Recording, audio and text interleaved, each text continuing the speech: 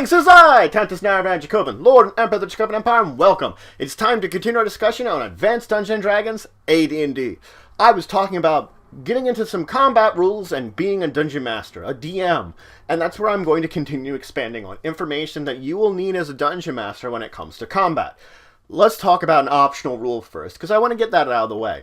There is an optional rule that can say that certain types of weapons react differently to certain types of armor. Effectively, what it would mean is if I have a certain type of weapon, it can either be more effective against this type of armor or less effective. There is a chart in the book that if you are using this optional rule, you can look at it and see how the armors and weapon types stack up. Let's move on away from the optional rules into some things we want to talk about. You always have to roll regardless of whatever the difficulty is. Let's say the difficulty is higher than 20. You still have to roll, even if it seems like it's impossible to hit. If the difficulty is less than 1, you still have to roll, even though it seems you're always going to hit. You could have bonuses that are applying to your attack roll that would put you above 20 to get to whatever number you're trying to get. Or you could have penalties that give you enough that you get below whatever negative you went to, below 1, that could get it that you could miss. The other thing is, a 20 is an automatic hit, 1's an automatic miss. So you have to think that there are always a time that you're going to roll, regardless of how easy or difficult it seems it is to hit a target and to damage them. Now let's move in and let's talk about the attack roll, and in particular, THAC0.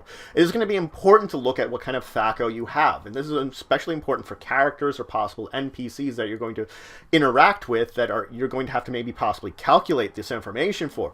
Now PCs is usually easy, or actually NPCs also. On most classes you will look and there's a chart in the book that says from level 1 to 20 what the THAC0 you should have for the appropriate type of class that you are. You can easily look this up and figure out what your THAC0 is, but this isn't the only thing that's going to be a factor for it. You're going to have to look into like certain things, so like monsters that might have class levels, figuring that out, or the possibility of if it's just you're going above 20th level. They have a couple of charts in the book that will help you to help calculate this, that you can look at, that can tell you things like going above 20. Also can tell you about, things working with something as hit dice, if it's like a monster race that has gained class abilities, all these sort of things that can be factors to affecting what kind of THAC0 your character is actually going to have and calculating it properly. Now there are a couple of questions you want to ask at the beginning of any combat or encounter. Is there some kind of surprise? How far apart are you from the enemy? How many of the enemy are? How are they positioned? You will ask these questions right away as soon as any kind of encounter begins, just to get them out of the way. And they are critical for combat, of course. Let's talk about the rounds and turns. Now, each time your character goes, they're going to go in combat on the course of a round. A round is approximately 1 minute. Granted, there are situations which can alter the amount of time a round actually is, but think of it as a standard as 1 minute. You have 10 rounds in one turn. A turn then would be, of course, 10 minutes. It's important to know these amounts of time because there are certain spells that say they last for a certain number of rounds, other ones that say they last for a certain number of turns, and keeping track of this is very important. And as I said, the thing is, this amount of time, you can consider, like, if I'm making an attack roll, it's not as simple as just I'm kind of attacking. In that course, it would be like a bunch of feints, strikes, jabs at. It's just the overall, my attempts to hit you is going in the course of this minute. And of course, maybe I have to like dodge, duck out of the way, block an attack, and then more of it, maybe try to get a false strike in there in order to let themselves be a little open to my big strike that's actually trying to hit them. Things like that give combat an essence. It's the same way for a spellcaster. They're not just going casting spells. They might have to gather some materials from their thing. They might have to like just make sure they get the right movements, secure thing. Like, they might have to move out of the way of someone trying to interrupt them. Things that would affect it, that make it like dramatic, and it makes it that you, of course, are going to be taking up this amount of time with your actions.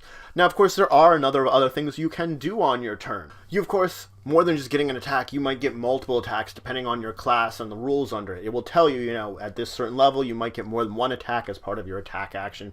But you can do things like light a torch, use a magic item, you could open a stuck door, you could move your movement rate, you could retrieve an item that was dropped to the ground, you could help a fallen comrade or search a fallen body.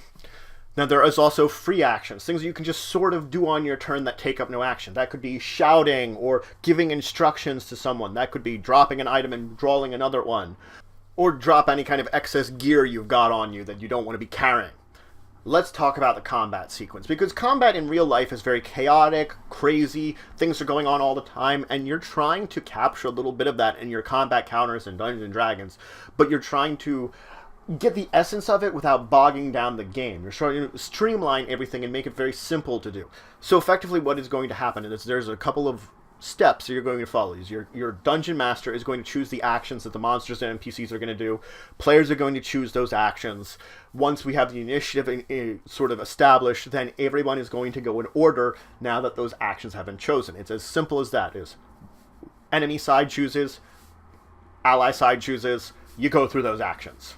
And of course combat will repeat over and over again every round until it is resolved and one side is defeated. You have to think of it this way, that the dungeon master will go in and they will decide secretly what everything, all the monsters, everything that's not the PCs are going to do on the board. And then the PCs are going to go in and they're going to, without, they don't know what the DM's decided. They're going to say what they're going to do. And of course, there could be things that the dungeon master will say, you can't do that, or this has to go this way, in order for combat to be smooth and for out, like, if something doesn't work on the board, they can correct it at this point in time. So once everybody's sort of decided, then you're rolling those initiative. Then you're checking what everybody's is, and you're arranging it in order, and then you're running down them. And the fact is, this isn't immutable, though. There could be things that could interrupt it. There are monsters that have abilities that kind of alter how they work in initiative, but that's one of their special abilities. It's just that everything will go in a certain way, and you could get to points and times where maybe you have declared an action and it doesn't make sense that you did that action anymore, and so you have to sort of change gears in kind of a way. You don't really lose. Everything will be the dungeon master's final word, how things work. They will adapt things as combat evolves. You're trying to add this order to it, but you're not necessarily going to capture everything. There is going to be this level of chaos that's going on that you never know what someone might end up doing. Maybe your character is shooting an arrow into that guy, even though he's technically going to be dying in a couple of seconds, and it doesn't really matter that you're shooting arrows into him. That's very well a possibility just because of how things are set up. So that's it for today. I went over some more stuff about combats. I introduced you to the ideas of an optional rule based on weapon versus armor and comparing them. I talked a bit about the combat roll, talking about what it means that you always have to roll it, talking about your THAC0, and then I moved into talking about the combat sequence with what you're going to do in the course of your turn. Next time I'm going to dive more into rules related to initiative, which includes things about like surprise, and all the basic rules on the actual attacking part of this entire phase of operations. So if you have questions, comments, anything to say, anything you think I left out, please leave it in the comments below. Please like, share, and subscribe to support the channel, the Empire, and the work I do. If you want to show some extra support, check out my Patreon, linked in the description below. But regardless, until the next time, I bid you farewell.